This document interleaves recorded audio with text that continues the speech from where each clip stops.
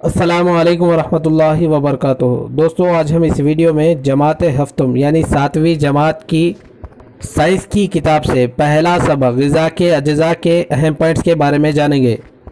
दोस्तों, पिछले वीडियोस में हमने 6वीं जमात से 11वें सबक के अहम पॉइंट्स के बारे में जाना था।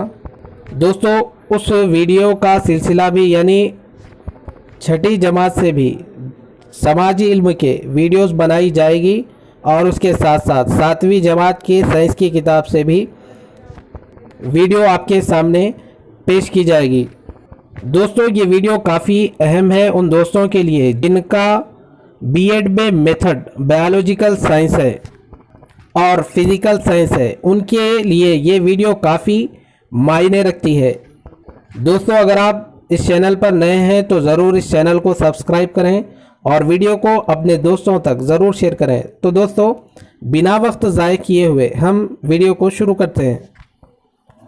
दोस्तों, इस सबक से पहला पॉइंट आपके सामने ये रहा, ग़िज़ा हमें फ़राहम करती है। दोस्तों, ग़िज़ा हमें क्या फ़राहम करती है? तो दोस्तों, जवाब आपके सामने ये रहा, तवन्नाई, यानी ग़िज़ा हमें तवन्नाई फ़राहम करती है। तो चलिए दोस्तों, अगले पॉइंट की जानिब हम बढ़ते हैं। इस सबक से अगला पॉइंट आपके सामने ये रहा दोस्तों, ग़िज़ा के लाज़मी अज्ज़ा हैं। दोस्तों, ग़िज़ा के लाज़मी अज्ज़ा कौन से हैं? देखें, कार्बोहाइड्रेट्स, प्रोटीन, चर्बियाँ, विटामिन और नमकियात। दोस्तों, ग़िज़ा जो हम खाते हैं उसमें कार्बोहाइड्रेट्स, प्रोटीन, चर्बियाँ, विटामिन और नमकियात पाए जाते हैं, यानी उसी को ग़िज़ा के लाज़मी अज्ज़ा कहा जाता है। उसके साथ साथ आप ये भी याद रखें दोस्तों कि उसके अलावा ग़िज़ा में पानी और रेशे भी पाए जाते हैं। ये भी हमारी ग़िज़ा के लाज़मी अज्ज़ा हैं। उन्हें हम मख्फियात, उसको इंग्लिश में हम न्यूट्रिएंट्स कहते हैं। तो चलिए अगले पॉइंट्स की जानिब हम बढ़ते हैं। अगला पॉइंट आपके सामने ये रहा, ग़िज़ा में कार्बोहाइड्रेट्स की जांच के लिए इस महलूल का इस्तेमाल किया जाता है।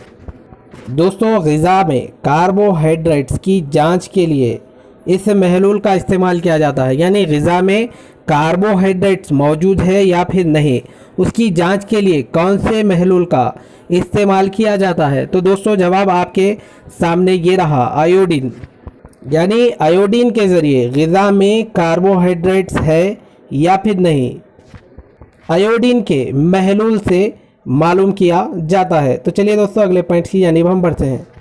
अगला पॉइंट आपके सामने ये रहा दोस्तों, ग़िज़ा में आयोडीन डालने पर ग़िज़ा का रंग इसमें तब्दील हो जाता है और इसकी मौजूदगी को ज़ाहिर करता है। दोस्तों, ग़िज़ा में आयोडीन डालने पर ग़िज़ा का रंग कौन से रंग में तब्दील हो जाता है और इसमें किसकी मौजूदगी को ज़ाहिर करता है? तो दोस्तों, जवाब आपके सामने ये रहा, यानी ग़िज़ा में आयोडीन डालने पर ग़िज़ा का रंग नीले रंग में तब्दील हो जाता है, जो कि इसमें नशास्ता या फिर कहें कार्बोहाइड्रेट्स की मौजूदगी को ज़ाहिर करता है।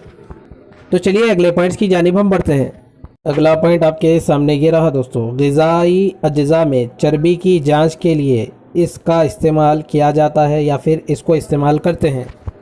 दोस्तों, ग़िज़ाई अज्ज़ा में चर्बी की जांच के लिए किस चीज़ का इस्तेमाल करते हैं जिससे ये पता चलता है कि ग़िज़ा में चर्बी मौजूद है? तो जवाब आपके सामने ये रहा दोस्तों, सफ़ेद कागज़ का इस्तेमाल किया जाता है। अगर ग़िज़ा में चर्बी मौजूद होती है तो सफ़ेद कागज़ नीम शफ़ाफ़ हो जाएगा, यानी किसी ग़िज़ाई शय की थोड़ी सी मक़दार अगर लें और सफ़ेद जो कागज़ है उस पर रगड़ेंगे तो कागज़ नीम शफ़ाफ़ हो जाए तो हम ये समझेंगे कि उसमें चर्बी मौजूद है। तो चलिए दोस्तों, अगले पॉइंट्स की जानिब हम बढ़ते हैं। अगला पॉइंट आपके सामने ये रहा, ग़िज़ाई अज्ज़ा में प्रोटीन की जांच के लिए इसको इस्तेमाल करते हैं, यानी ग़िज़ाई अज्ज़ा में प्रोटीन की जांच किस तरीके से की जाती है? तो जवाब आपके सामने ये रहा दोस्तों, कॉपर सल्फ़ेट 2% और सोडियम हाइड्रोक्साइड 10% महलूल को लेकर ग़िज़ाई अज्ज़ा में प्रोटीन की जांच की जाती है اور دوستو اس کے ساتھ ساتھ آپ یہ بھی یاد رکھیں کہ غذا میں پروٹین کی جانچ کے دوران کاپر سلفیٹ اور سوڈیم ہائیڈرو آکسائڈ ڈالنے پر غذا کا جو رنگ ہوتا ہے سرخ مائل یا کہیں بنفشی رنگ میں تبدیل ہو جاتا ہے، جو کہ پروٹین کی موجودگی کو ظاہر کرتا ہے۔ اگلا پوائنٹ آپ کے سامنے یہ رہا دوستو، اس میں زیادہ نشاستہ یعنی کاربوہائیڈریٹس پایا جاتا ہے۔ دوستو وہ کون سی غذائی اشیاء ہے جس میں نشاستہ یعنی کاربوہائیڈریٹ زیادہ مقدار میں پایا جاتا ہے؟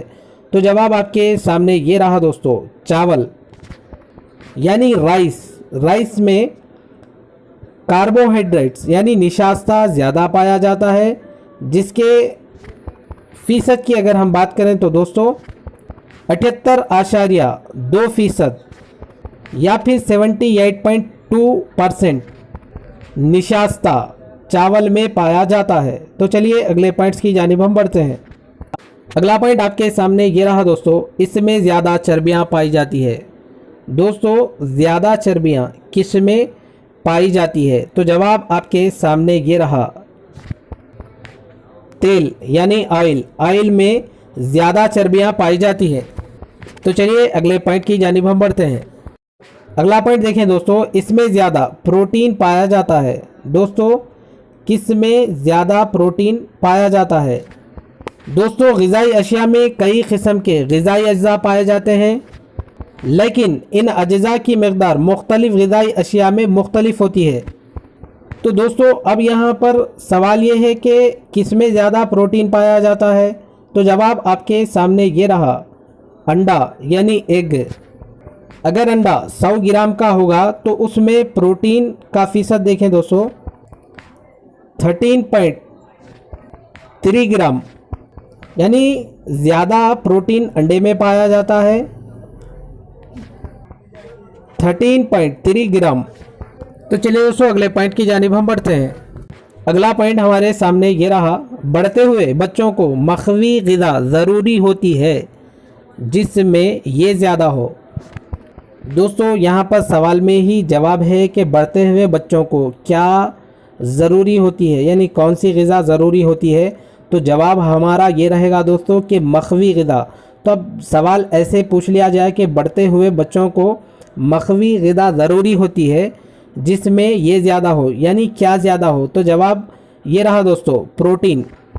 دوستو شخص کی عمر اور اس کے کام کے لحاظ سے اس کو کاربوہائیڈریٹس اور چربیوں کی ضرورت ہوتی ہے، اور بڑھتے ہوئے بچوں اور بالغوں کے لیے مخوی غذا کی ضرورت ہوتی ہے۔ ان کے لیے ایسی غذا جن میں پروٹین زیادہ ہو، جیسا کہ دودھ، دالیں اور گوشت وغیرہ کا، بچے اور بالغ لوگ اس کا استعمال کرنا بہت ضروری ہوتا ہے۔ اور اس کے علاوہ قلیل مقدار میں وٹامن اور نمکیات بھی ضروری ہوتے ہیں۔ اس کے استعمال سے یعنی مخوی غذا کے استعمال سے ہم صحت مند رہ سکتے ہیں۔ تو چلیے دوستو اگلے پوائنٹ کی جانب ہم بڑھتے ہیں۔ اگلا پوائنٹ یہ رہا دوستو، جسمانی نشوونما کے لیے اس کی ضرورت ہوتی ہے، یعنی جسمانی نشوونما کے لیے کس چیز کی ضرورت ہوتی ہے؟ تو جواب ہمارے سامنے یہ رہا دوستو، ریشے دار غذائیں۔ دوستو ہماری غذا میں چند ایسے غذائی اجزاء پائے جاتے ہیں جو ہماری جسمانی نشوونما کے لیے ضروری ہوتی ہیں، انہیں ہم ریشے دار یا پھر ریشے دار غذائیں کہتے ہیں۔ دوستو اچھے سے ذہن میں رکھیں کہ ہمارے غذا میں چند ایسے غذائی اجزاء پائے جاتے ہیں جو ہماری جسمانی نشوونما کے لیے ضروری ہوتے ہیں، انہیں ریشے دار غذائی اجزاء کہا جاتا ہے۔ تو چلیے اگلے پوائنٹس کی جانب ہم بڑھتے ہیں۔ اگلا پوائنٹ آپ کے سامنے یہ رہا دوستو، ترائی، بھینڈی، سے مٹر، کدو، پالک، ابلا ہوا رتالو ہے یا پھر یہ ہے؟ دوستو ترائی، بھینڈی، سے مٹر، کدو، پالک، ابلا ہوا رتالو یہ کیا کہلاتے ہیں؟ جواب آپ کے سامنے یہ رہا دوستو، ریشے دار غذائیں۔ دوستو پچھلے پوائنٹ میں ہم نے جانا کہ جسمانی نشوونما کے لیے ہمیں ریشے دار غذا کی ضرورت پڑتی ہے، یعنی ریشے دار غذائیں استعمال کرنی پڑتی ہے جسمانی نشوونما کے لیے۔ تو اب یہاں پر سوال یہ پیدا ہوتا ہے کہ ریشے دار غذائیں کون سی ہیں؟ تو دوستوں ترائی، بھنڈی، سیب، مٹر، کدو، پالک، ابلا ہوا رتالو یہ ریشے دار غذائیں کہلاتی ہیں۔ دوستوں ترائی، بھنڈی، سیب، مٹر، کدو، پالک اور ابلا ہوا رتالو اگر آپ اس کو کاٹ کر دیکھیں گے یا پھر اس کے ٹکڑے کریں گے تو آپ کو باریک ریشے یا دھاگے نما ساختیں اس میں نظر آئیں گی۔ اسی کو ہم ریشے یا دھاگے نما ساختیں کہتے ہیں۔ اور دراصل یہ غذائی ریشے دوستوں ایک قسم کے کاربوہائیڈریٹ سے بنے ہوتے ہیں۔ تو چلیے دوستوں اگلے پوائنٹ کی جانب ہم بڑھتے ہیں۔ اگلا پوائنٹ آپ کے سامنے یہ رہا دوستوں، ان پھلوں میں ریشے دار غذا ہوتی ہے۔ دوستوں وہ کون سے پھل ہیں یا پھر پھلوں میں ریشے دار غذا ہوتی ہے؟ تو جواب آپ کے سامنے یہ رہا دوستوں، موز، سیب اور پپائی۔ یا پھر کہیں کہ پھلوں میں ریشے دار غذا کون سی ہے؟ تو دوستوں موز، سیب اور پپائی یہ پھلوں میں ریشے دار غذا ہوتی ہے۔ تو چلیے دوستوں اگلے پوائنٹ کی جانب ہم بڑھتے ہیں۔ اگلا پوائنٹ آپ کے سامنے یہ رہا دوستوں، ریشے ہمیں اس سے بچاتے ہیں۔ دوستوں آخر کیا وجہ ہے کہ ہمیں جسمانی نشو و نما کے لیے ریشے دار غذائیں استعمال کرنے کی ترغیب دی گئی ہے اور ہم کرتے آ رہے ہیں؟ تو دوستوں ریشے دار غذا کا استعمال کرنے سے یا پھر ریشے دار غذا ہمیں کس چیز سے بچاتے ہیں؟ تو جواب آپ کے سامنے یہ رہا دوستوں، قبض۔ دوستوں ریشے ہمیں قبض سے بچاتے ہیں۔ تو چلیے دوستوں اگلے پوائنٹ کی جانب ہم بڑھتے ہیں۔ اگلا پوائنٹ آپ کے سامنے یہ رہا، غذائی ریشے اس میں مدد دیتے ہیں۔ دوستوں غذائی ریشے کس چیز میں مدد دیتے ہیں؟ تو جواب آپ کے سامنے یہ رہا، غذا کو آنتوں میں گزرنے۔ دوستوں غذائی ریشے ایک قسم کے کاربوہائیڈریٹ سے بنے ہوتے ہیں جو ناقابل ہضم ہوتے ہیں اور غذا کو آنتوں میں سے گزرنے میں مدد دیتے ہیں، اور یہ ریشے ہمیں قبض سے بچاتے ہیں۔ تو چلیے دوستوں اگلے پوائنٹ کی جانب ہم بڑھتے ہیں۔ اس سبق سے اگلا پوائنٹ آپ کے سامنے یہ رہا دوستوں، اکثر پھلوں اور ترکاریوں کو بغیر چھلکا نکالے استعمال کرنا چاہیے کیونکہ ان میں زیادہ مقدار اس کی پائی جاتی ہے یا پھر اس کی ہوتی ہے۔ دوستوں جیسا کہ آپ نے دیکھا ہوگا اور آپ نے بھی پھلوں کا استعمال کیا ہوگا، جیسا کہ دیکھیں اکثر ہم پھلوں کو اس کا چھلکا نکال کر کھاتے ہیں جیسا کہ موز، لیکن بعض پھل ایسے ہیں دوستوں جیسا کہ دیکھیں سیب، انگور، جام وغیرہ بغیر چھلکا نکالے اس کا استعمال کرتے ہیں، یعنی اس کو کھاتے ہیں۔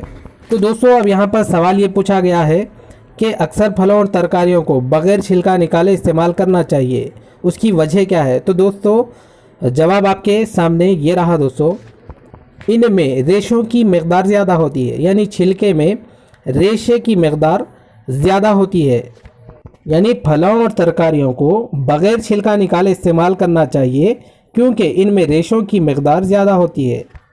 تو دوستوں ہم کو چاہیے کہ ہم ہماری غذا میں ریشے دار غذا کو بھی شامل کریں۔ تو چلیے اگلے پوائنٹس کی جانب ہم بڑھتے ہیں۔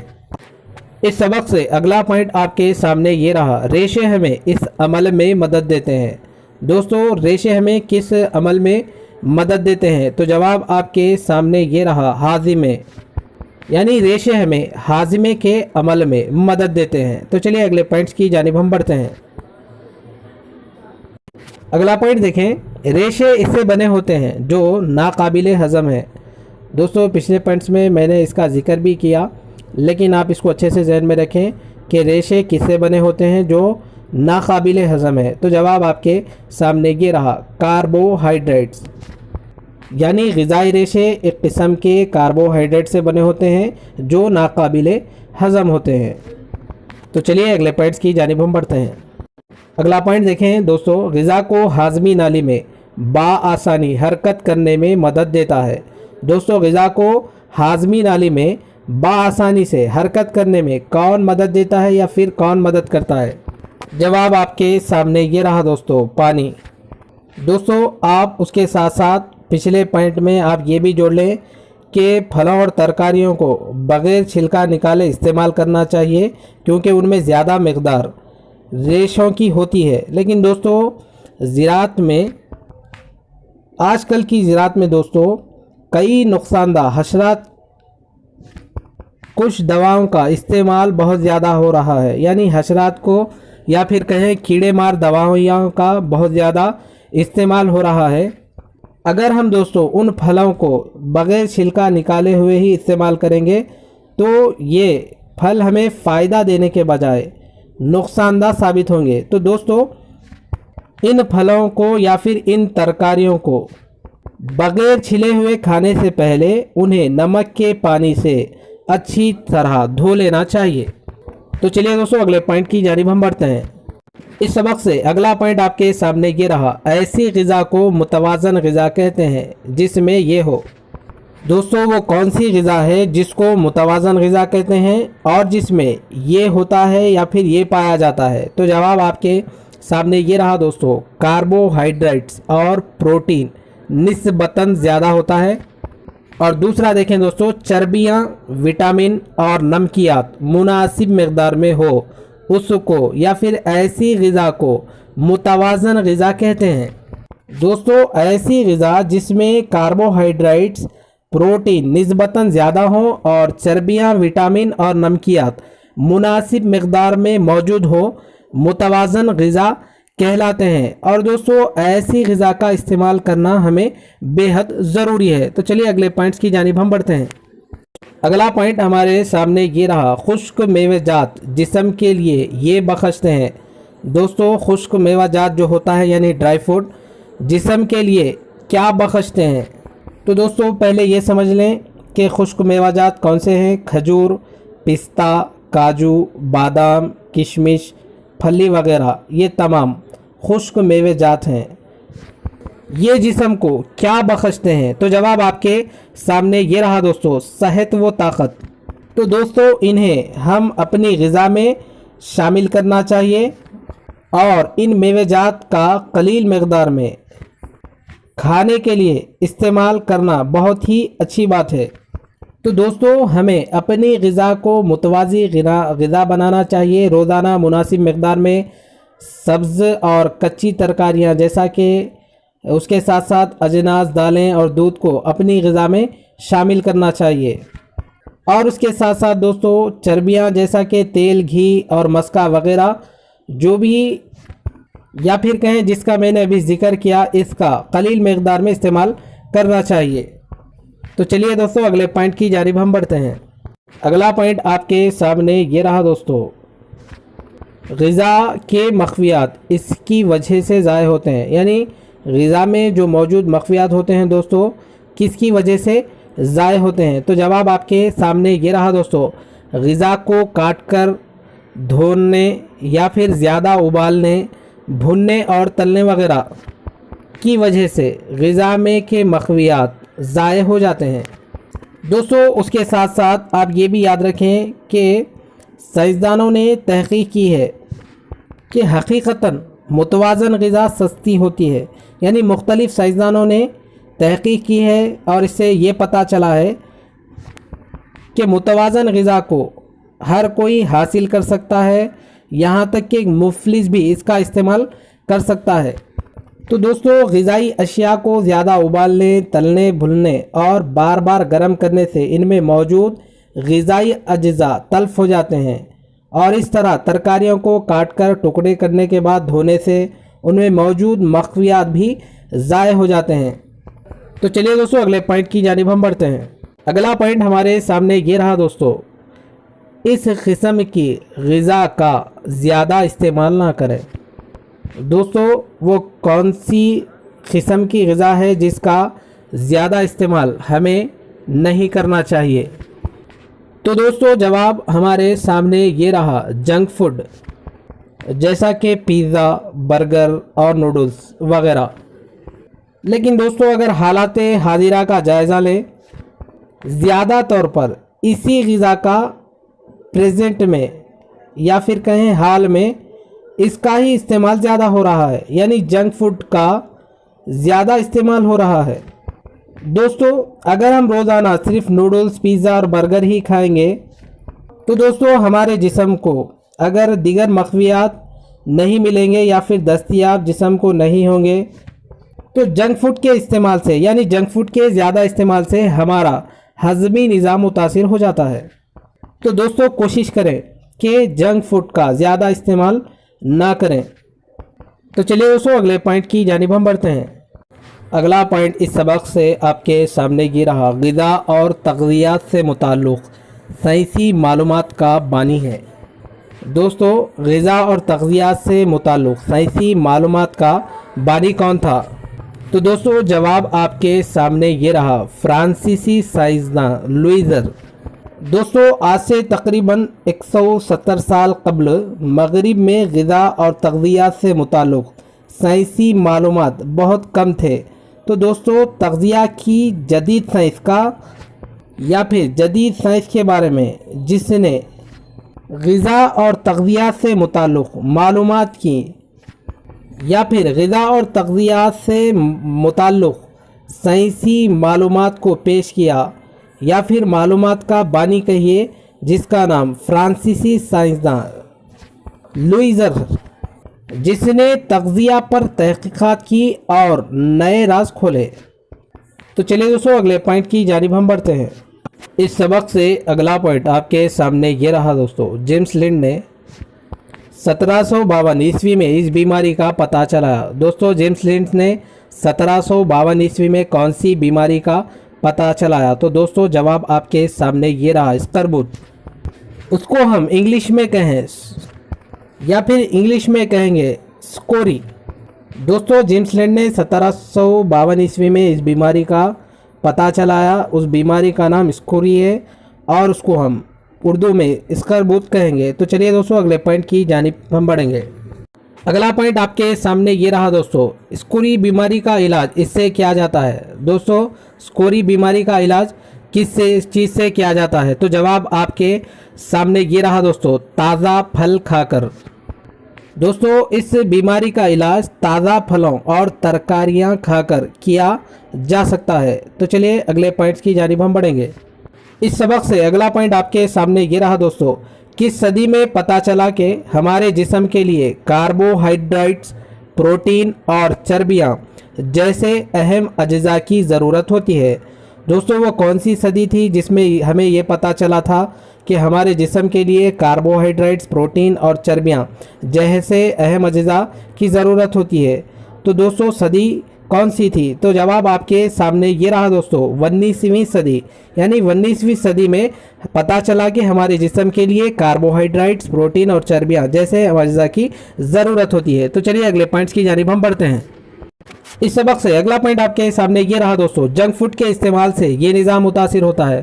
دوستو پچھلے پوائنٹس میں ہم نے ذکر بھی کیا تھا کہ جنک فوڈ کے زیادہ استعمال سے کون سا نظام متاثر ہوتا ہے، پھر بھی اس کو آپ اچھے سے ذہن میں رکھیں، جنک فوڈ کے استعمال سے یہ نظام متاثر ہوتا ہے۔ تو جواب آپ کے سامنے یہ رہا دوستو، ہاضمی نظام، یعنی جنک فوڈ کے زیادہ استعمال سے ہاضمی نظام متاثر ہوتا ہے۔ تو چلیے اگلے پوائنٹس کی جانب ہم بڑھتے ہیں۔ اگلا پوائنٹ آپ کے سامنے یہ رہا دوستو، جسمانی نشو و نما میں یہ مدد دیتے ہیں۔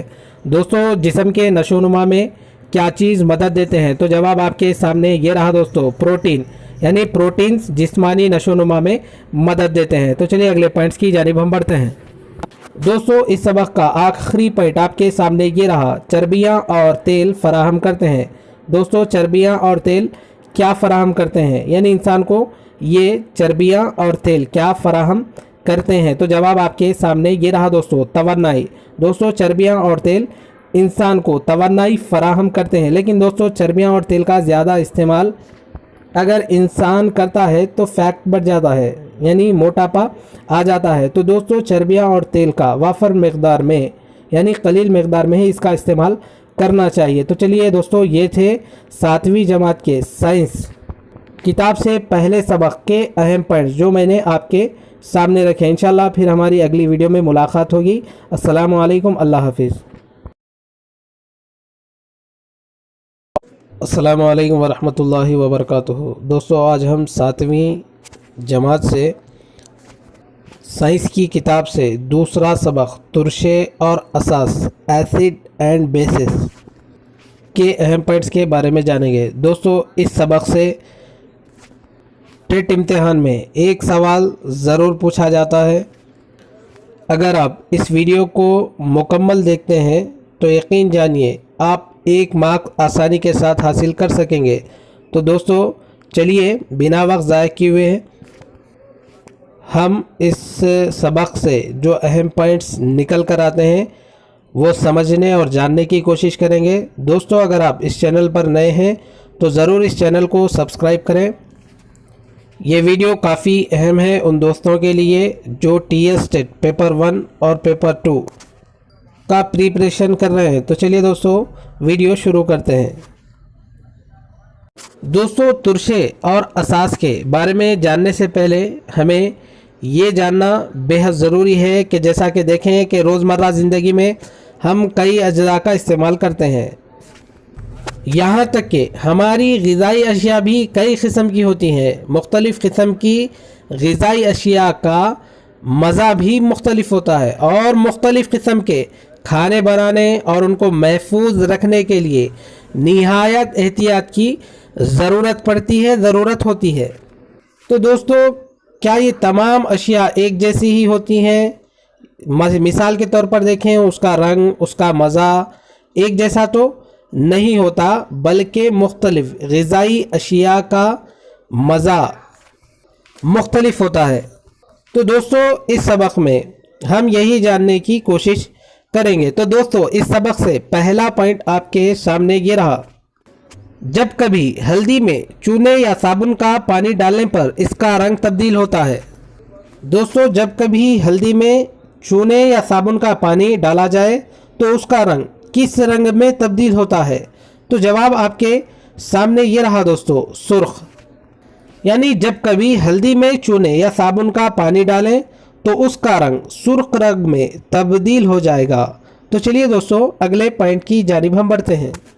اس سبق سے دوسرا پوائنٹ بہت ہی اہم ہے دوستو، اس کو آپ اچھے سے ذہن میں رکھیں کہ ترشے کا مزہ ہوتا ہے۔ دوستو ترشے کا مزہ کس طریقے کا ہوتا ہے؟ تو جواب آپ کے سامنے یہ رہا دوستو، کھٹا۔ یعنی ترشے کا جو مزہ ہوتا ہے کھٹا، اس کی مثال ہے دوستو لیمبو۔ دوستو اس کو آپ یوں یاد رکھیں کہ ترشے کا مزہ کھٹا ہوتا ہے۔ تو چلیے اگلے پوائنٹس کی جانب ہم بڑھتے ہیں۔ دوستو اس سبق سے دوسرا پوائنٹ آپ کے سامنے یہ رہا، اساس کا مزہ ہوتا ہے۔ دوستو پچھلے پوائنٹ میں ہم نے جانا کہ ترشے کا مزہ کھٹا ہوتا ہے، تو اب یہاں پر سوال یہ ہے کہ اساس کا مزہ کیسے ہوتا ہے، کس طریقے کا ہوتا ہے؟ تو جواب آپ کے سامنے یہ رہا دوستو، کڑوا۔ یعنی اساس کا مزہ کڑوا ہوتا ہے، ترشے کا مزہ کھٹا ہوتا ہے۔ ترشے کا مزہ جو ہے کھٹا ہوتا ہے، مثال کے طور پر لیمبو۔ اب یہاں پر اساس کا مزہ جو ہے کڑوا ہوتا ہے، مثال کے طور پر کریلا۔ تو چلیے دوستو اگلے پوائنٹ کی جانب ہم بڑھتے ہیں۔ اس سبق سے اگلا پوائنٹ آپ کے سامنے یہ رہا دوستو، وہ اشیاء جو نیلے لتمس کو سرخ لتمس میں تبدیل کرتی ہے۔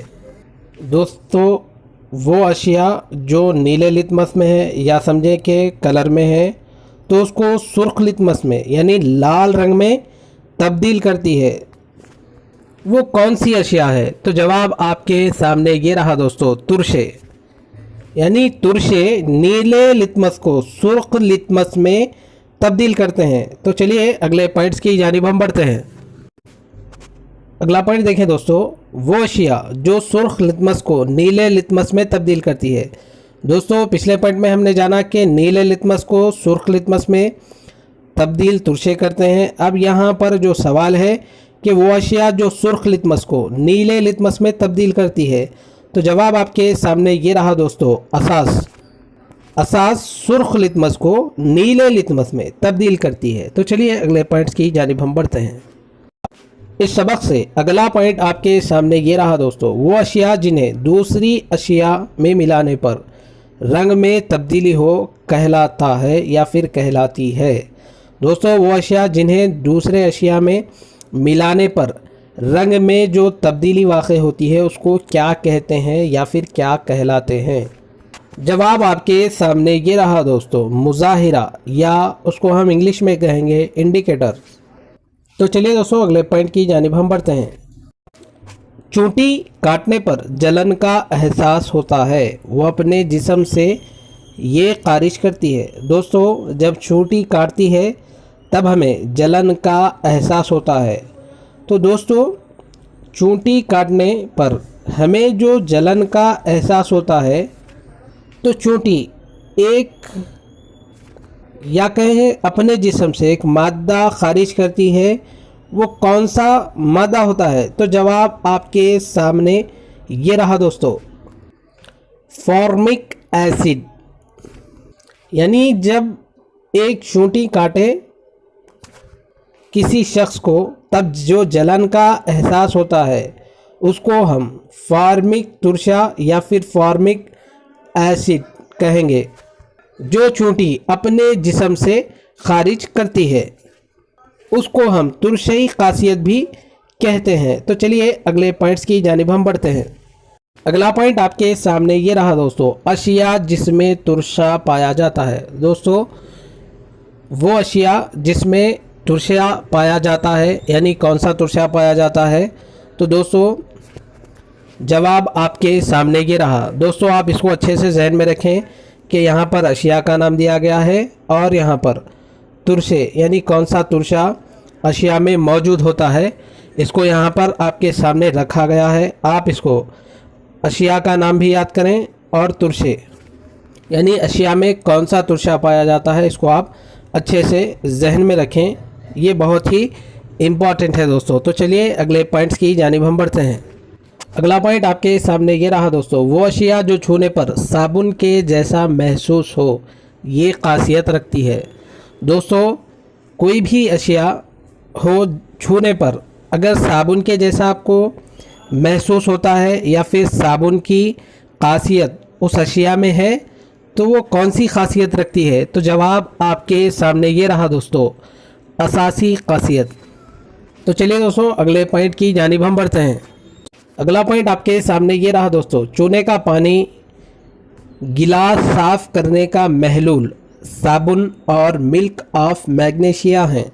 دوستو چونے کا پانی گلاس صاف کرنے کا محلول یا کہیں گلاس صاف کرنے والا محلول صابن ملک آف میگنیشیا یہ کیا ہے؟ تو جواب آپ کے سامنے یہ رہا دوستو، اساس۔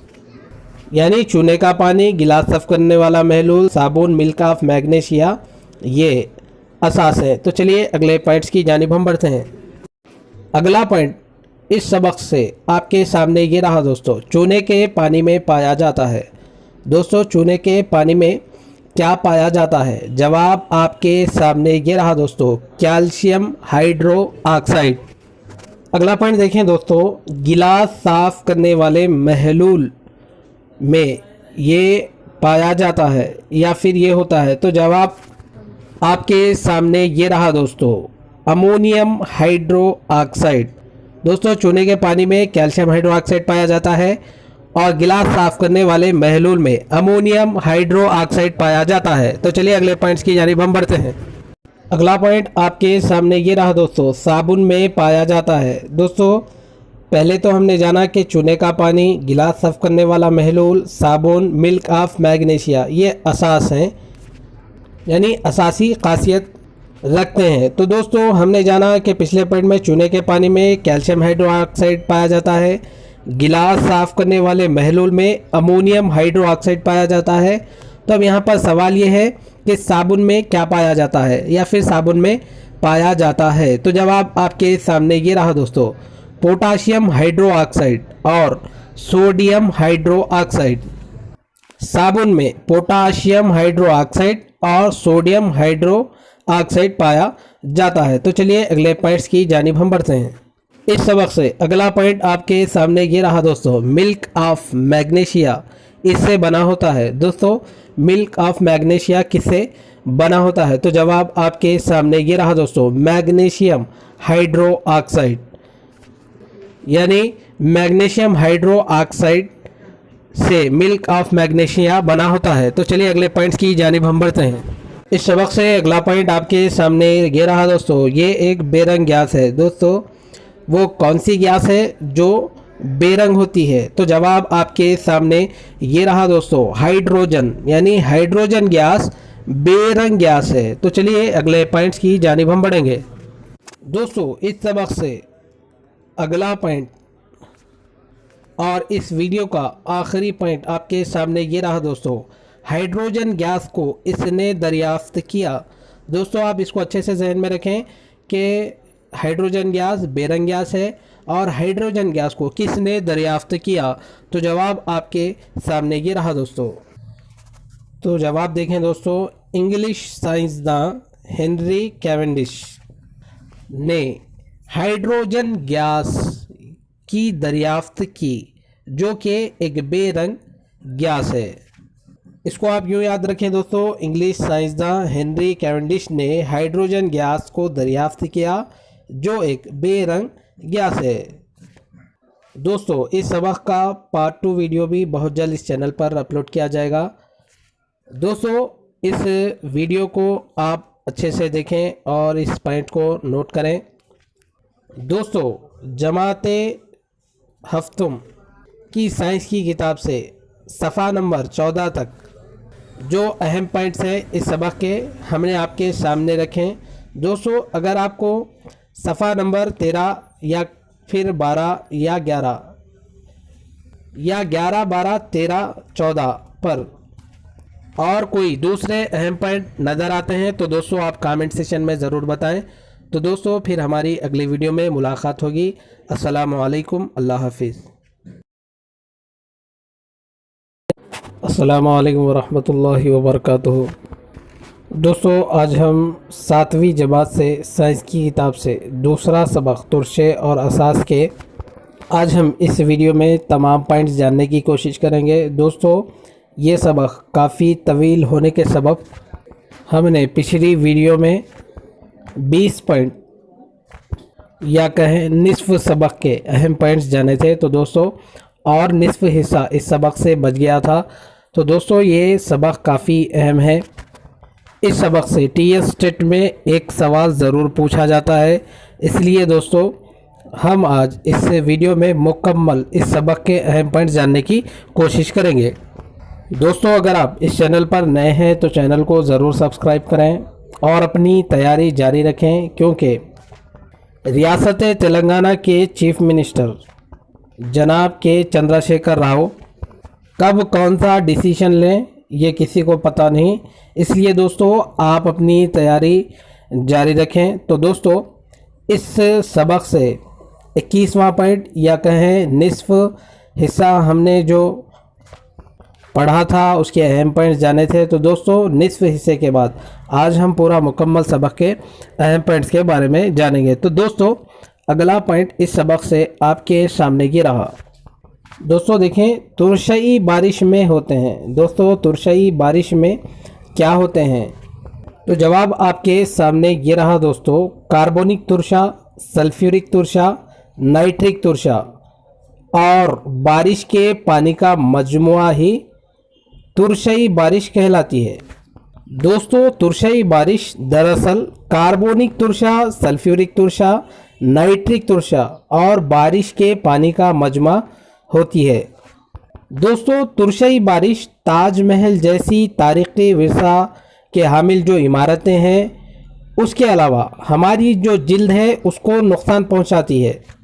दोस्तों उसके साथ साथ आप ये भी याद रखें, क्योंकि सबक में इसका जिक्र किया गया है, जैसा कि आपने देखा होगा कि हालात हाजिरा अगर आप देखें तो नींबू नारियल कंपनी जो है यानी फेक बाबा एक चाकू लेते हैं, चाकू लेकर नींबू को काटते हैं, तब उसमें से खून निकल आता है। या फिर कहें जब कोई जादूगर तमाशा बतलाता है तो नींबू को काटता है तो खून निकल आता है। तो दोस्तों हकीकत ये होती है कि चाकू को मिथाइल ऑरेंज या गुड़ेल के महलूल में डुबो कर रखते हैं और नींबू को काटते हैं, जिसकी वजह से उसमें से जो नींबू में रस पाया जाता है उससे यानी मिथाइल ऑरेंज में जो चाकू को डुबोया गया था उसकी वजह से वो रस जो होता है वो सुर्ख हो जाता है।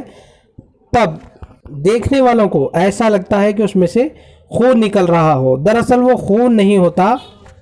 जब मिथाइल ऑरेंज और सिट्रिक तुरशे मिल जाए तो ये सुर्ख रंग में तब्दील हो जाता है। तो दोस्तों आप इस पर भरोसा ना करें नींबू नारियल कंपनी पर, बल्कि अल्लाह तबारिक व ताला की ज़ात पर मुकम्मल यकीन रखें। उसके साथ साथ जो हकीकी बाबा होते हैं यकीनन उनसे रिश्ता रखें, लेकिन जो फेक बाबा होते हैं उनका जो ये कारनामा होता है बिल्कुल गलत होता है, आप उस पर भरोसा ना करें। और दोस्तों उसके साथ साथ आप ये भी याद रखें कि बर्तनों के अंदरूनी सतह पर पीतल और कलाई यानी टीन के मल में कटिंग कारी की जाती है, क्योंकि कुछ अशिया को एक मुद्दत तक तांबे के बर्तन में रखा जाता है तो बर्तन में नीले सब्ज रंग की तह उसके अंदर अंदरूनी सतह में जम जाती है, जमा हो जाती है। तो दोस्तों तांबा अशिया में मौजूदा तुरशों से तामुल करता है और नतीजन नीले सब्ज रंग की तह जम जाती है और ये हमारी सेहत के लिए नुकसानदा होती है। तो दोस्तों इस अमल को रोकने के लिए अंदरूनी सतह पर कलाई की मलमेकारी की जाती है। तो चलिए अगले पॉइंट्स की जानिब हम बढ़ते हैं। इस सबक से अगला पॉइंट आपके सामने ये रहा दोस्तों, तुरशई बारिश का अहम सबब है। दोस्तों जो तुरशई बारिश हो रही है उसका अहम सबब क्या है? पिछले पॉइंट में हमने जाना कि तुरशई बारिश में कार्बोनिक, सल्फ्यूरिक और नाइट्रिक तुरशा पाया जाता है, जो कि हमारे तारीख़ी जो इमारतें हैं, तारीख़ी विरसे हैं या तारीख़ी विरसे के हामिल इमारतों के अलावा हमारी जिल्द को भी तुरशई बारिश नुकसान पहुंचाती है। तो दोस्तों अब यहाँ पर सवाल ये है कि तुरशई बारिश में जो कार्बोनिक, सल्फ्यूरिक और नाइट्रिक तुरशा होता है, तब यहाँ पर सवाल ये पूछा गया है कि तुरशई बारिश जो होती है उसका अहम सबब क्या है, यानी उसके वजूहात क्या है। तो जवाब आपके सामने ये रहा दोस्तों। सनतों से नाकारा मादों का हवा में मिलना। दोस्तों जो सनतों के नाकारा मादे होते हैं जैसा कि सल्फ़र डाइऑक्साइड, नाइट्रोजन ऑक्साइड और कार्बन डाइऑक्साइड। दोस्तों जो सनतों का नाकारा मादा है सल्फ़र डाइऑक्साइड, नाइट्रोजन ऑक्साइड और कार्बन डाइऑक्साइड, जो नाकारा गैसें हैं, जब ये रुतूबत से मिल जाते हैं तो तुरशे में तब्दील हो जाते हैं, जिसकी वजह से तुरशई बारिश होती है या फिर ये तुरशई बारिश का अहम सबब होते हैं। तो चलिए दोस्तों अगले पॉइंट की जानिब हम बढ़ते हैं। ये पॉइंट काफ़ी अहम है दोस्तों, इसको आप अच्छे से जहन में रखें।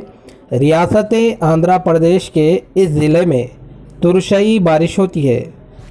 दोस्तों पिछले पॉइंट्स में हमने जाना कि तुरशई बारिश में कार्बोनिक, सल्फ्यूरिक और नाइट्रिक तुरशा पाया जाता है, जो कि तारीख़ी विरसे के हामिल इमारतों के अलावा हमारी जिल्द को भी नुकसान पहुंचाता है। और तुरशई बारिश के जो अहम असबाब हैं दोस्तों, सनतों से नाकारा मादे या फिर गैसें सल्फ़र डाइऑक्साइड, नाइट्रोजन ऑक्साइड और कार्बन डाइऑक्साइड का हवा में मिलना तुरशई बारिश का अहम सबब था। तो दोस्तों अब यहाँ पर सवाल यह है कि रियासत आंध्र प्रदेश के किस ज़िले में तुरशई बारिश होती है? तो जवाब आपके सामने ये रहा दोस्तों, विशाखापट्टनम। ये पॉइंट काफ़ी अहम है दोस्तों, आप इसको अच्छे से जहन में रखें कि रियासत आंध्र प्रदेश के ज़िला विशाखापट्टनम में तुरशई बारिश होती है। तो चलिए दोस्तों अगले पॉइंट की जानिब हम बढ़ते हैं। इस सबक से अगला पॉइंट आपके सामने ये रहा दोस्तों, कार्बन डाइऑक्साइड चूने के पानी को इस रंग में तब्दील करता है। दोस्तों कार्बन डाइऑक्साइड चूने के पानी को किस रंग में तब्दील करता है? तो जवाब आपके सामने ये रहा दोस्तों, दूधिया। यानी कार्बन डाइऑक्साइड चूने के पानी को दूधिया रंग में तब्दील करता है। तो चलिए दोस्तों अगले पॉइंट की जानिब हम बढ़ते हैं। अगला पॉइंट आपके सामने ये रहा दोस्तों, जब तुरशे और असास को मसावी तनासुब में मिलाएं तो हासिल होगा। दोस्तों तुरशे और असास को मसावी तनासुब में मिलाएं तो क्या हासिल होता है? जवाब आपके सामने ये रहा दोस्तों, तादिली महलूल। यानी जब तुरशे और असास को मसावी तनासुब में मिलाते हैं तो तादिली महलूल हासिल होता है। तो चलिए अगले पॉइंट की जानिब हम बढ़ते हैं। अगला पॉइंट आपके सामने ये रहा, जब तुरशे और असास को बाहम मिलाया जाए तो तामुल के ज़रिए तैयार होता है। दोस्तों तुरशे और असास को बाहम मिलाया जाता है तो तामुल के ज़रिए क्या तैयार होता है या फिर क्या हासिल होता है?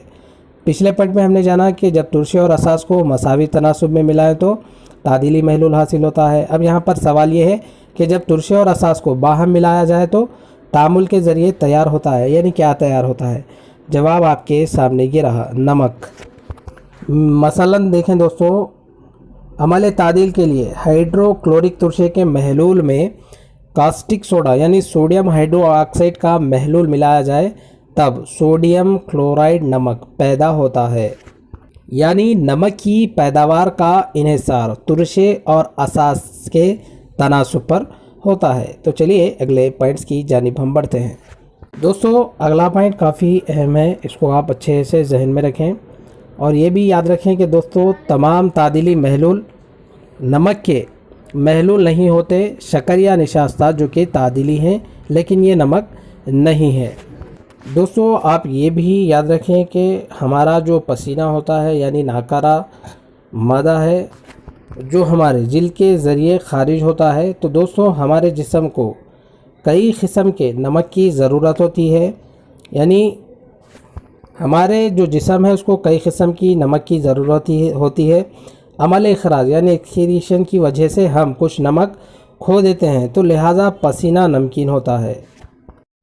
دوستو جیسا کہ آپ یہاں پر دیکھ رہے ہیں، اس کو آپ الگ الگ کر کے نوٹس بنا لیں۔ جیسا کہ آپ یہاں پر دیکھ رہے ہیں ترشے، اساس، نمک۔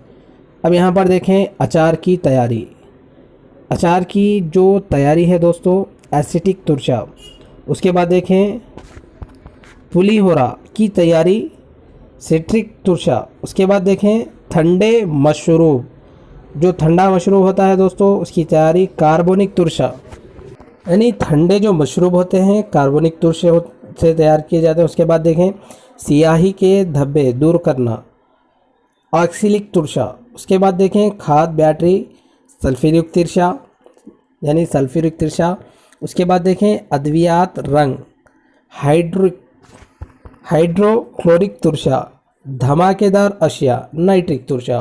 اس کے بعد اگر ہم اساس میں دیکھیں گریس کے دھبے یعنی جو گریس ہوتا ہے اس کے دھبے دور کرنے کے لیے امونیم ہائیڈرو آکسائڈ، اس کے بعد دیکھیں صابن جو پوٹاشیم ہائیڈرو آکسائڈ اور سوڈیم ہائیڈرو آکسائڈ پر مشتمل ہوتا ہے۔ اس کے بعد یہ کافی اہم پوائنٹ ہے دوستو، اس کو آپ اچھے سے ذہن میں رکھیں۔ بلیچنگ پاؤڈر جو ہوتا ہے اس میں کیلشیم ہائیڈرو آکسائڈ ہوتا ہے یا پھر پایا جاتا ہے۔ اس کے بعد آگے دیکھیں دوستو آگ بجھانے کے آلات جس میں المونیم ہائیڈرو آکسائڈ پایا جاتا ہے۔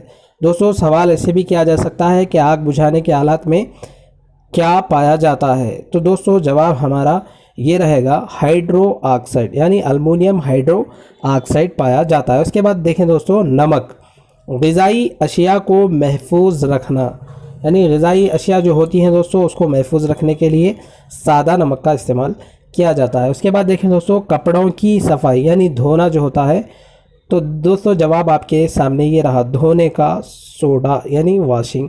اس کے بعد دیکھیں ٹھنڈے مشروب یعنی کوک، اس کے بعد ڈرنکنگ سوڈا۔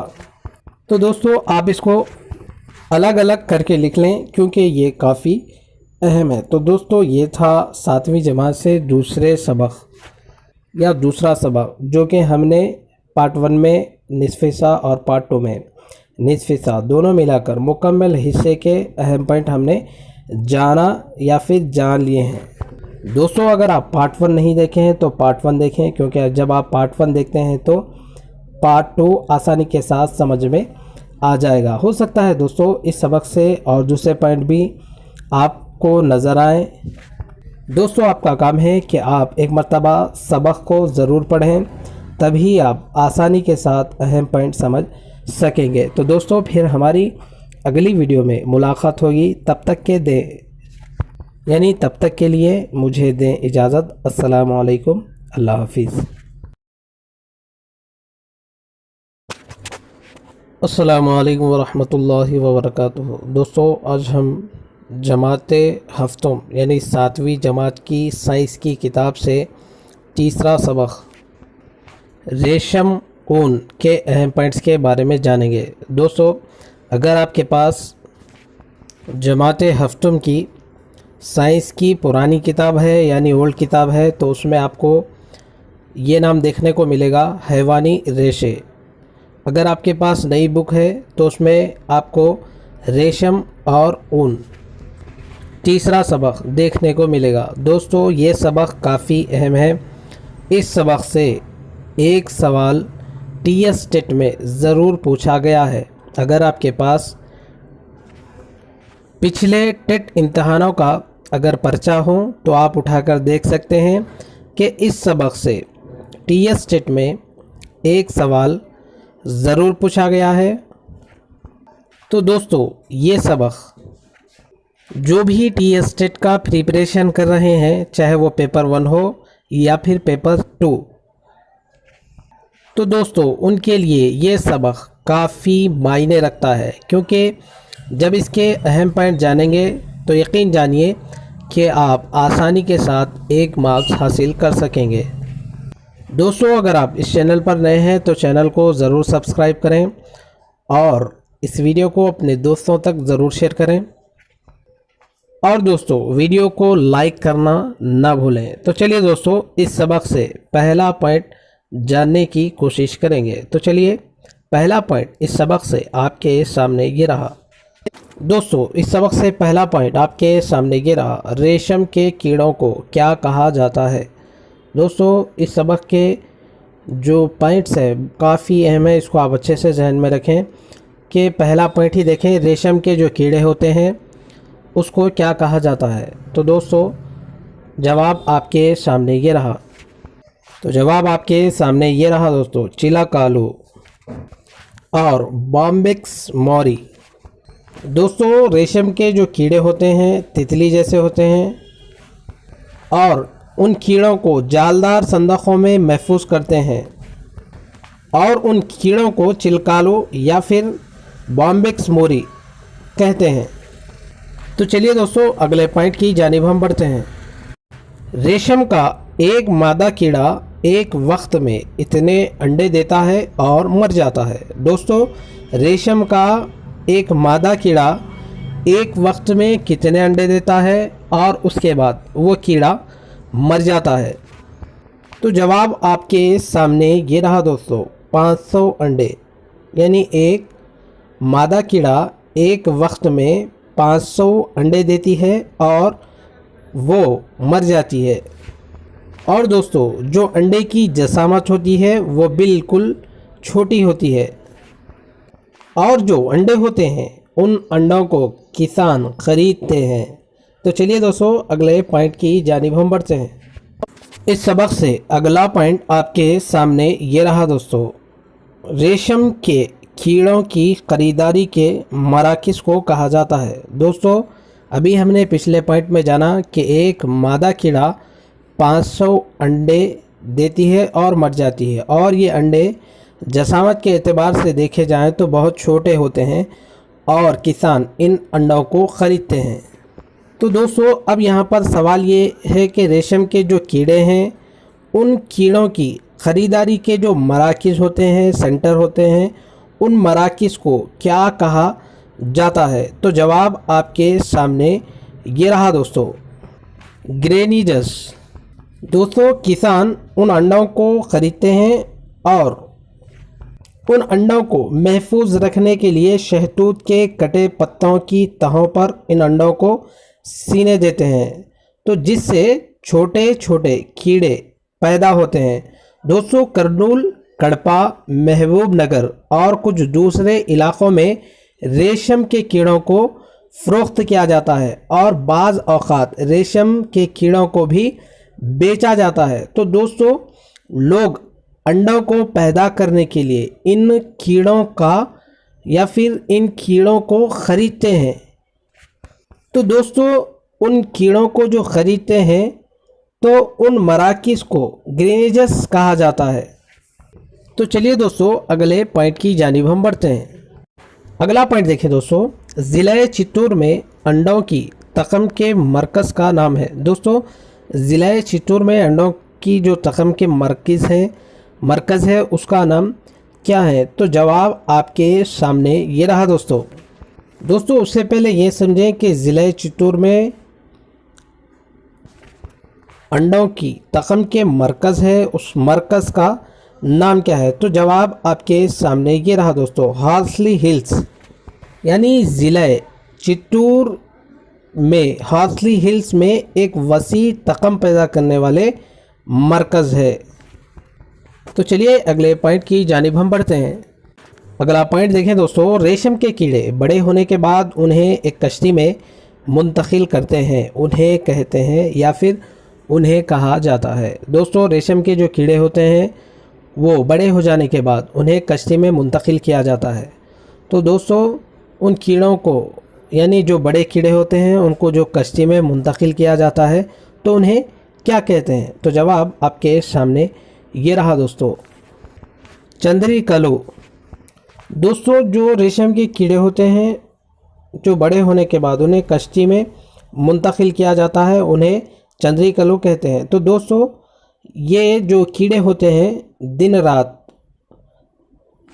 یعنی ان کیڑوں کو جب کشتی میں ڈال دیا جاتا ہے، منتقل کیا جاتا ہے، تو دوستو ان کیڑوں کو غذا کے طور پر شہتوت کے جو پتے ہوتے ہیں انہیں باریک باریک کاٹ کر ان کشتیوں میں رکھتے ہیں، یعنی ان پتوں کو کشتیوں میں رکھتے ہیں تاکہ کیڑے ان پتوں کو بطور غذا استعمال کر سکیں، اور وہ کیڑے دن رات ان پتوں کو کھاتے ہیں، اور انہیں جو کشتی میں لے جایا جاتا ہے اس کشتی کو یا پھر اس کشتی کا یہ نام دیا گیا ہے کیان نما کشتی، اور جو کشتی میں منتقل کیا جاتا ہے اس کو چندری کلو کہتے ہیں۔ تو چلیے دوستو اگلے پوائنٹ کی جانب ہم بڑھتے ہیں۔ دوستو اس کے ساتھ ساتھ آپ یہ بھی یاد رکھیں کہ ابھی ہم نے جانا کہ کشتی میں جو منتقل کیا جاتا ہے اس کو چندری کلو کہتے ہیں۔ تو دوستو 30 تا 35 دنوں میں جو کیڑے ہوتے ہیں حشری پہلی روپ یعنی پتے کھانا چھوڑ دیتے ہیں اور وہ ایک مخصوص جگہ جم جاتے ہیں، اور دوستو اپنے آپ کو اس جگہ جمع رہنے کے لیے ایک جالا بناتے ہیں، اور یہ کیڑے ادھر ادھر اپنا منہ گھماتے ہوئے اپنے منہ کے لعاب سے دھاگا نما تار بناتے ہیں، اور جب یہ مادہ ہوا اور حرارت سے تماس میں آتا ہے تو مضبوط ہو جاتا ہے، اور جب یہ دھاگا کیڑے کے جسم کے اطراف لپٹتا جاتا ہے اور وہ لپٹ جانے سے یہ ایک بند تھیلے کی طرح نظر آنے لگتا ہے، تو دوستو اس کو پٹو کیالو کہتے ہیں اور انہیں ککون یا خخون بھی کہا جاتا ہے۔ تو چلیے دوستو اگلے پوائنٹ کی جانب ہم بڑھتے ہیں۔ اس سبق سے اگلا پوائنٹ آپ کے سامنے یہ رہا دوستو، اتنے وقفے میں ریشم کا لاروا خخون میں تبدیل ہوتا ہے۔ دوستو کتنے وقفے میں ریشم کا جو لاروا ہے وہ خخون میں تبدیل ہو جاتا ہے؟ دوستو ابھی ہم نے جانا کہ خخون کسے کہتے ہیں، تو جواب آپ کے سامنے یہ رہا دوستو، 1 مہینے یعنی 1 مہینے میں ریشم کا لاروا خخون میں تبدیل ہو جاتا ہے۔ اگلا پوائنٹ دیکھیں دوستو، اتنے وقفے میں نوخیز کیڑا خخون میں یا پھر خخون سے باہر نکل آتا ہے۔ دوستو کتنے وقفے میں نوخیز کیڑا خخون سے باہر نکل آتا ہے؟ تو جواب آپ کے سامنے یہ رہا دوستو، 2 تا 3 دن۔ پچھلے پوائنٹ میں ہم نے جانا کہ دوستو 1 مہینے میں ریشم کا جو لاروا ہوتا ہے وہ خخون میں یعنی کوکون میں تبدیل ہو جاتا ہے، اور 2 تا 3 ہفتوں میں نوخیز کیڑا خخون سے باہر نکل کر اڑ جاتا ہے۔ اگلا پوائنٹ دیکھیں دوستو، لاروے کو اندر ہی مار دیتے ہیں، اس کو کہتے ہیں دوستو لاروے کو اندر ہی مار دیا جاتا ہے، اس کو کیا کہتے ہیں؟ جواب آپ کے سامنے یہ رہا دوستو، سٹیفنگ یا پھر قلق کہتے ہیں۔ دوستو 2 تا 3 ہفتوں میں نوخیز کیڑا خخون سے جو باہر نکل جاتا ہے، خخون بننے کے 2 یا 3 دنوں بعد اس کو کشتیوں سے نکال دیا جاتا ہے، اور جو لاروا ہوتا ہے دوستو خخون کے اندر ہی اس کو مار دیتے ہیں، اس طریقے کو سٹیفنگ کہتے ہیں، اور جس میں ان خخون کی ایک بڑی تعداد پائی جاتی ہے یعنی اسٹیم اوون، اس میں 10 تا 15 منٹ تک رکھا جاتا ہے تاکہ خخون کے اندر کے لاروے مر جائیں۔ اگلا پوائنٹ دیکھیں دوستو، ریشم کے پتنگے کے چند ٹرمنالیاں کے اشجار پر انڈے دیتے ہیں جو پیدا کرتے ہیں۔ دوستو ریشم کے جو پتنگے ہوتے ہیں موت کے چند انواع ٹرمنالیاں یعنی ٹرمنالیاں اوک کے اشجار پر انڈے دیتے ہیں، تو وہ کیا پیدا کرتے ہیں؟ تو جواب آپ کے سامنے یہ رہا دوستو، تسر سلک۔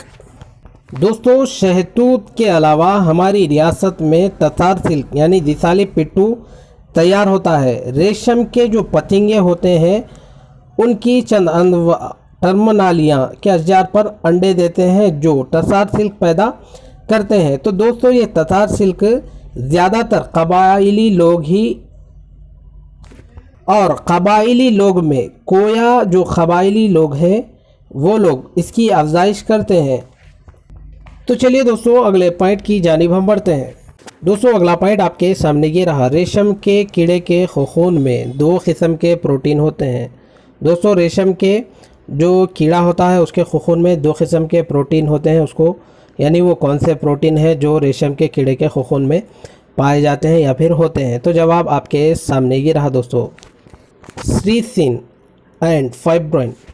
دوستو ریشم کے جو کیڑے ہوتے ہیں اس کے لاروے میں ریشم یعنی لاروا ریشوں کو لپیٹتا ہے، اور ریشم کے کیڑے کے خون میں 2 قسم کے خاص جو پروٹین ہوتے ہیں سیریسین اینڈ فائبرین سے بنے ہوتے ہیں جو بہت ہی زیادہ مضبوط ہوتے ہیں۔ تو چلیے دوستو اگلے پوائنٹ کی جانب ہم بڑھتے ہیں۔ اگلا پوائنٹ اس سبق سے آپ کے سامنے یہ رہا دوستو، خون سے ریشم کے ریشوں کو حاصل کرنے کا عمل کہلاتا ہے۔ دوستو خون سے ریشم کے جو ریشے ہوتے ہیں اس کو حاصل کرنے کا عمل کیا کہلاتا ہے؟ تو جواب آپ کے سامنے یہ رہا دوستو، ریلنگ، یعنی خون سے ریشم کے ریشوں کو حاصل کرنے کے عمل کو ریلنگ کہا جاتا ہے۔ تو چلیے دوستو اگلے پوائنٹ کی جانب ہم بڑھتے ہیں۔ اگلا پوائنٹ آپ کے سامنے یہ رہا دوستو، ریلنگ کا کام اس مشین کے ذریعے کیا جاتا ہے۔ دوستو ریلنگ کا جو کام ہوتا ہے اس کو کس مشین کے ذریعے کیا جاتا ہے؟ دوستو پچھلے پوائنٹ میں ہم نے جانا کہ خون سے ریشم کے ریشوں کو حاصل کرنے کا عمل ریلنگ کہلاتا ہے۔ اب یہاں پر سوال یہ ہے کہ ریلنگ کا جو کام ہوتا ہے اس کو کس مشین کے ذریعے انجام دیا جاتا ہے یا پھر ذریعے کیا جاتا ہے؟ تو جواب آپ کے سامنے یہ رہا دوستو، ریلرز اینڈ ٹویسٹر۔